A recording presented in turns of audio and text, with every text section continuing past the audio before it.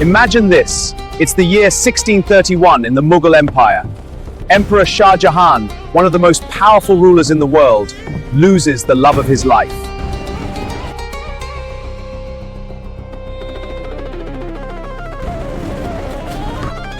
In his grief, Shah Jahan vows to build something eternal, a monument so beautiful it would stand as proof of their undying love for centuries.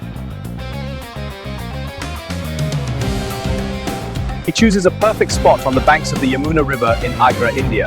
Construction begins in 1632. Over 20,000 artisans, craftsmen, sculptors, calligraphers, and laborers from across India, Persia, the Ottoman Empire, and beyond come together. They use the finest white marble from Rajasthan, inlaid with precious gems like lapis lazuli, jade, and coral. Elephants haul massive stones. It took 22 years to complete the original masterpiece, but I rebuilt it with Grok AI in just 10 minutes. Are you kidding me? Hello everyone, I'm Zia, and you're watching Studio 109.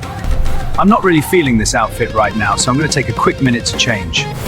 Don't go anywhere, because as soon as I'm back, I'll show you exactly how I rebuilt the Taj Mahal in just 10 minutes. One thing I genuinely love about Grok is the level of control it gives me. I can upload 5 different images and literally walk it through exactly what I want. Just like we mention people on Facebook or other social platforms, I can upload an image of the finished structure to Grok and ask it to generate the earlier stages of construction with a simple prompt, just like the 2 images you're seeing on the screen. Now I can upload 2 images and ask you to create a time-lapse video where the first image gradually transforms into the second image, just like the example video you are seeing on the screen. I used the exact same method to make this video as well.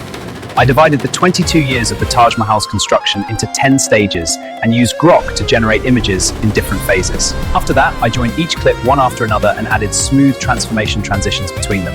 When I'm working casually or on my phone, I usually use InShot app, and when I sit down for proper editing, I use CapCut. I hope you now fully understand the entire process. Now let's watch the full video one more time. Before you leave, don't forget to subscribe to the channel and hit the bell icon, otherwise YouTube might forget to show you my future videos in your feed.